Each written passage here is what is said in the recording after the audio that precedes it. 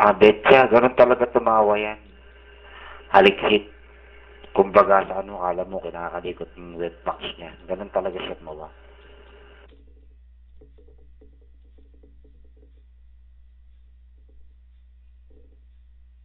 Di ba mas masarap yung Kuya PJM? Sabay sampal kaliwat kanan, sabay kiss, di ba? Tapos hug, tapos sasabihin mo, saan tayo? Tayo sa akin.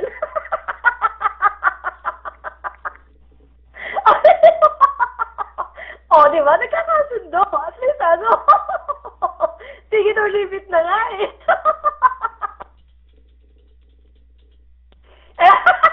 Alam ni Proxy to, Anito. Ano ba yung Anito? Talaga magpuntahan talaga ba dyan ng mga ano? Ha?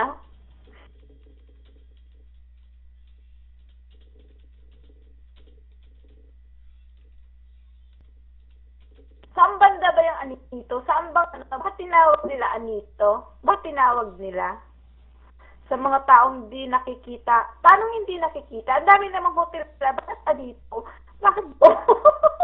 Tanong ko lang ha.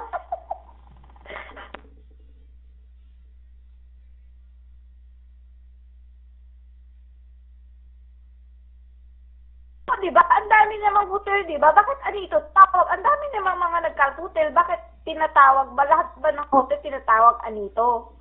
Ganon. Pagka Anito na tawag doon, tinatanong ko nga Ansui. Ang pangalan. Bawat lahat ng hotel, ganon. Hindi. Kaya nga tinatanong eh.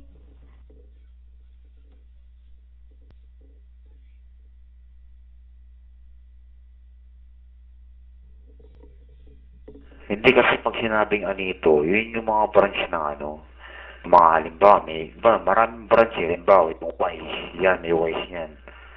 Yan, may Wise yan. Tapos mga brand na hotel yun. Halimbawa, may sinabi nito at ito hotel. Halimbawa, may sinabi na mga Stupida Hotel, Tapos Dine Hotel, tapos Gruha Hotel. Yung mga ganun. Kung kayo sa Anino, isa branch lang yun. Ayan, tayo nakikipag ano ka sa pakikipagtali ka sa mga boyfriend mo siguro sa bahay ka lang, wala kang alam na pangalan.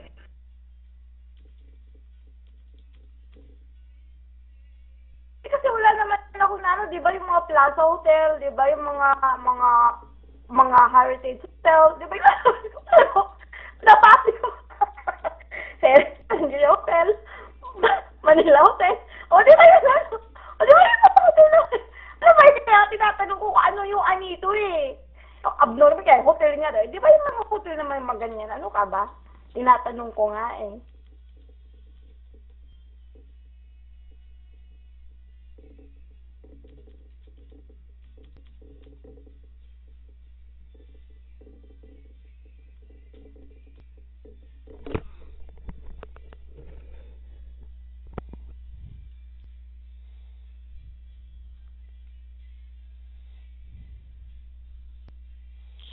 Okay, ayan. Ako ba'y clear or sadyang gwapo po lamang at hindi ko matiis na hindi sumagot sa topic ninyo at para naman po makatulong ng kaunti sa inyo.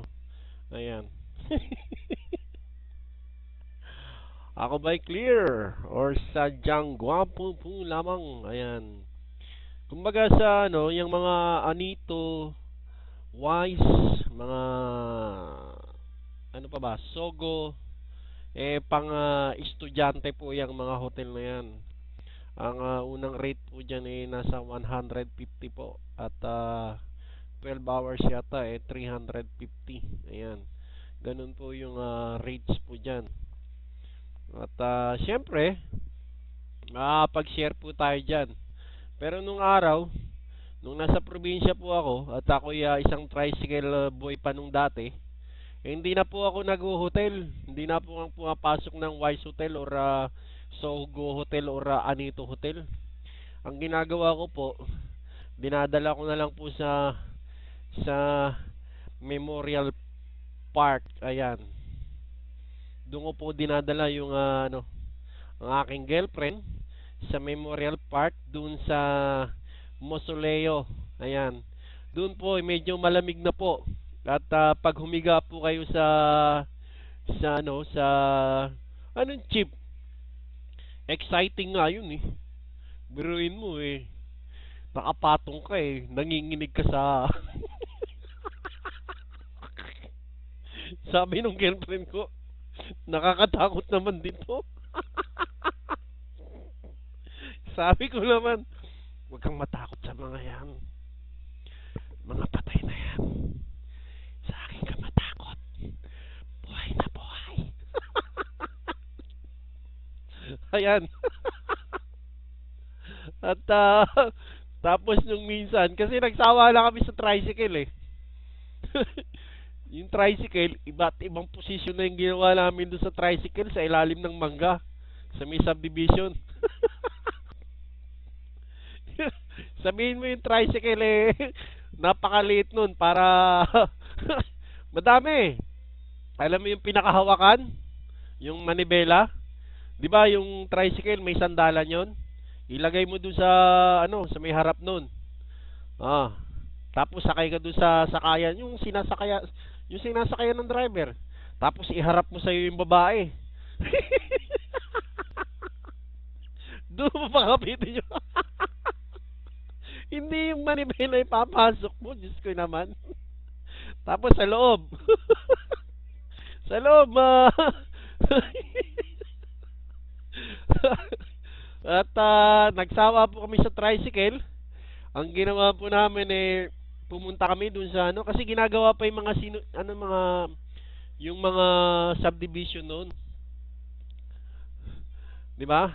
At maraming mga bahay doon na medyo bakante. Ayan. So nung papasok na kami dun sa isang bahay na ginagawa dahil subdivision 'yan. Ayan, Alchin, welcome back and Melania Mat. Ayan. Dun sa bahay na ginagawa. Pagpasok namin nung girlfriend ko, nakahubad na. Parehas na kami nakahubad. Sabi nung maya-maya merong may gumaganon.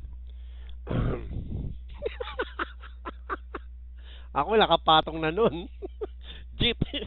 Sabi nung girlfriend ko may tao. Walang tao. Di tuloy. Ayun. Maya-maya meron na lang umubo na yung tao. Sabi nung sabi ko, oo nga, may tao, tara na. Takbuhan kami nung girlfriend ko. Hindi ko alam, nakarating kami ng plaza nakahubad pa yung girlfriend ko. Ayan. Talagang ganyan, betya. At maingay do. Walang saplot po. Nadala ko po sa sa simbahan, sa may harap ng plaza. Wala siyang saplot. Tawa ko ng tao doon sa babae. Pero yumaman yung babae na yun. Hello, Jit. Ayan, nag-abroad po yun. Inosente ka ba? Ganyan din sinasabi nung babaeng kausap ko yung dating girlfriend ko rin. Ang sabi niya, inosente siya Ayan, ngayon, nasa labas. Nakikipagkangkangan pa. Akala nyo ba natulog na yun?